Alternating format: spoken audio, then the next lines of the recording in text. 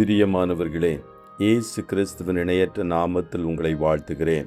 இந்த மன்னா today daily பாட்காஸ்டை கேட்கிற உங்கள் ஒவ்வொருவரையும் கர்த்தர் ஆசீர்வதிப்பாராக. அப்போஸ்தலர் 2வது அதிகாரம் 47வது வசனம் இப்படியாய் கூறுகிறது: தேவனை துதித்து ஜனங்கள் எல்லாரிடத்திலும் தயவு பெற்றிருந்தார்கள். ரட்சிக்கப்படுகிறவர்களை கர்த்தர் அனுதினமும் சபையில் சேர்த்து கொண்டு வந்தார் என்பதாக. ஏன் சபை? சபை என்பது ஐக்கியத்திற்கு அர்ப்பணிக்கப்பட்ட இடமாகும்.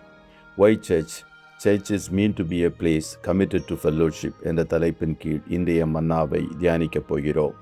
பெந்தேகோஸ்தே பண்டிகை நாளன்று மேல் வீட்டறையில் சீஷர்கள் ஏறக்குறைய 120 பேர் கூடியிருந்த வேளையில் ஆவியானவர் வல்லமையாய் அவர்கள் மேல் இறங்கினார்.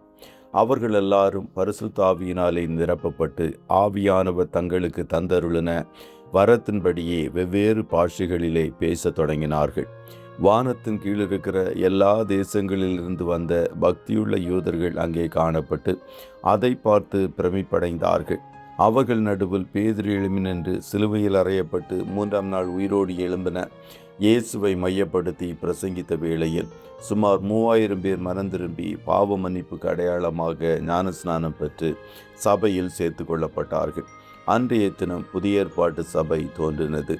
அவர்கள் ஒரு மனதோடு அப்போஸ்தலருடைய உபதேசத்திலும் அந்யோன்யத்திலும் அப்பம் பிட்குதலிலும் ஜெபம் பண்ணுதலிலும் உறுதியாய் தரித்திருந்தார்கள். ரட்சிக்கப்படுகிறவர்களை கர்த்தர் அனுதினம் சபையில் சேர்த்து கொண்டு வந்தார்.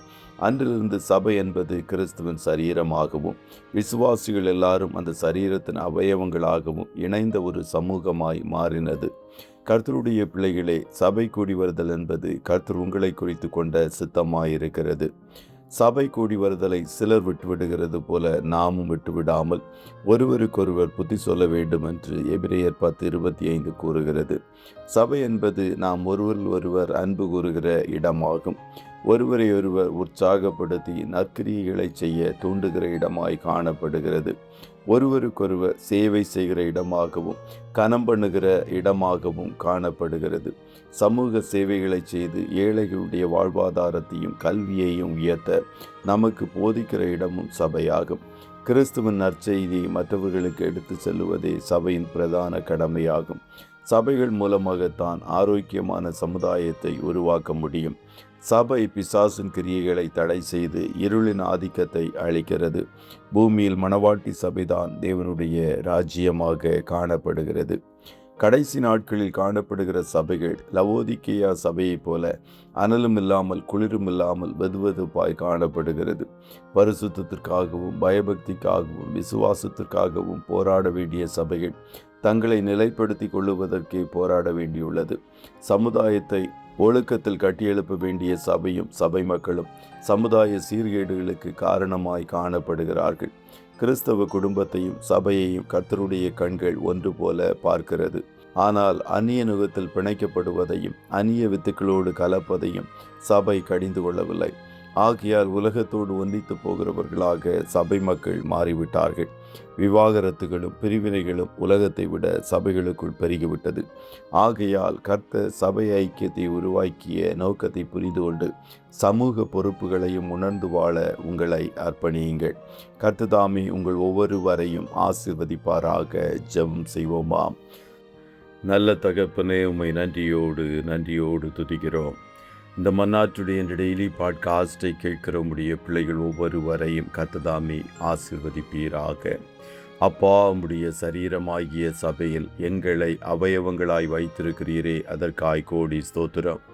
நாங்கள் ஒவ்வொருவரும் அன்பிலும் ஐக்கியத்திலும் ஒருமைப்பாட்டிலும் தேர்ந்தவர்களாக காணப்படுவதற்குரிய கிருபையை பரத்திலிருந்து கர்த்தர் தந்தருளுவீராக. நீர் சபையை வளர்த்து சமுதாயத்தை ஆசீர்வதிக்கிற நல்ல தேவன். நாங்கள் ஒவ்வொருவரும் பூமிக்கு உப்பாய் உலகத்திற்கு வெளிச்சமாய் காணப்பட்டு அநேகரை நீதிக்குள் நடத்துவதற்கு ஒரு மாதிரியின் ஜீவியம் செய்வதற்கு உதவி செய்யும். சமுதாய சீர்கேடுகள் எங்கும் பரவி காணப்படுகிற இந்நாட்களில் கர்த்தருடைய பிள்ளைகளாகிய நாங்கள் எங்கள் பொறுப்புகளை உணர்ந்து ஒரு சாட்சியின் ஜீவியம் செய்வதற்கு எங்களை அர்ப்பணிக்கிறோம். இன்றைய தினம் உம்முடைய பிள்ளைகள் கையிடுகிற வேலைகளை ஆசீர்வதியும். போக்கிலும் வரத்திலும் உடனிரும். கண்ணின் மணி போல காத்துருளும்.